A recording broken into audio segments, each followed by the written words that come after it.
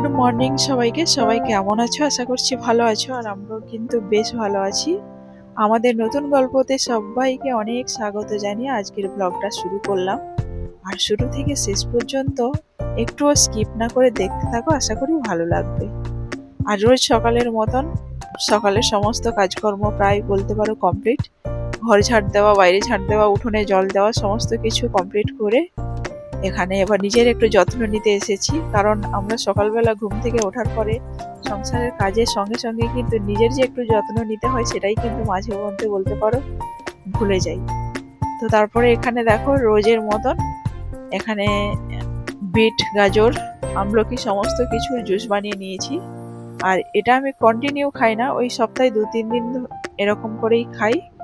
আর আমরা যতই শাকসবজি খাই না কেন, তবু আমাদের শরীরের মধ্যে কিছু না কিছু ঘাটতি থেকে যায়। সেই কারণেই আমি এটা খাওয়ার পরে সত্যি অনেকটাই উপকার পেয়েছি, সেই কারণে এইভাবেই খেতে থাকবো। আর এখানে দেখো সকালে স্নান হয়ে গেছে, এবার স্নান করে নিয়ে ঠাকুরকে পুজো দিয়ে দিয়েছি। আর সত্যি ঠাকুরকে পুজো দেওয়ার পর না মনটা যেন সত্যি একদম যেন কোনো নেগেটিভ ভাবনা আসবেই না, এরকম মনটা আমার সবসময় থাকুক আমি চাই। আর এখানে দেখো চেষ্টা করি বলতে পারো সব সময়। আর এখানে গ্লাসটা ছিল, সেই গ্লাসটাকেও ধুয়ে নিচ্ছি, কারণ বেসিনে অনেক কিছু জমে গেলে না ধুতে অনেকটাই অসুবিধার কারণ হয়ে যায়। তাই আমি যখন 2-1টা করে বেরোই ওই একটা করেই ধুয়ে নিই। আর একটা জিনিস তোমাদেরকে দেখাবো, এই যে পটল, এটা আমাদের নিজেদেরই বাগানের, মানে গাছটা আমি নিজের হাতেই লাগিয়েছি। সেই কারণেই বলতে পারো মজাটা একটু অন্যরকম।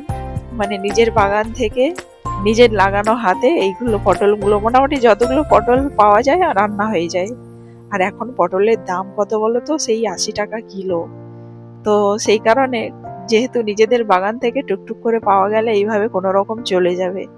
আর এখানে মেয়ের স্কুল ছুটি, সেই কারণে স্নান করে দিয়েছি। আর ও চুল কেটে এসেছে, চুলটা একদমই ছোট করে দিয়েছি, কারণ গ্রীষ্মকাল আর ওদের ঘাম দেয় আর ঘাম থেকেই ঠান্ডা লেগে যায়, সেই কারণে বলতে পারো।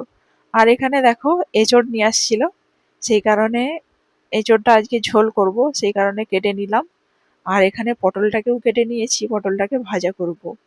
আর পটল ভাজা, এঁচড়ের ঝোল, আর পটল পাতা দিয়ে বড়া করব। কারণ পটলের পাতা ভীষণই উপকার, যাদের পিত্ত বা পিত্ত পাথর হয় ওইসব পাথরকে গলিয়ে দেয়। তবে আমি ডাক্তার নয় অবশ্যই, তবে যেটুকু জানা সেটাই তোমাদের সঙ্গে শেয়ার করি। তো যাই হোক, এখানে দেখো প্রায় সমস্ত কিছু রান্না বান্না কিছুটা হয়ে গেছে, আর এটা হলেই আজকে রান্না বান্না কমপ্লিট। আর কি বলতো, সংসারে প্রত্যেকটা বাড়ির বউদের বলতে পারো ছোট বাচ্চা, আমার মতো যারা ছোট বাচ্চা আছে, ভীষণ ব্যস্ততার মধ্যে প্রত্যেকটা দিন কাটে। শুধু আমাদের যে রান্না করি ভিডিও করি এটা নয়, আমাদের তার সঙ্গে সঙ্গে রয়েছে বাচ্চার পড়াশোনা, কারণ এই টাইমটাতেই হচ্ছে বাচ্চাকে গড়ার সময়। সেই কারণে আমার দিকে কেউ না আঙুল তুলতে পারে সেই দিকে লক্ষ্য করে আমি কিন্তু আমার কাজ বজায় রাখার চেষ্টা করি সব সময়। আর এখানে দেখো ফাইনালি সমস্ত কিছু রান্না বান্না আমি কমপ্লিট করে ফেলেছি। এখানে এঁচড়ের ঝোল করেছি।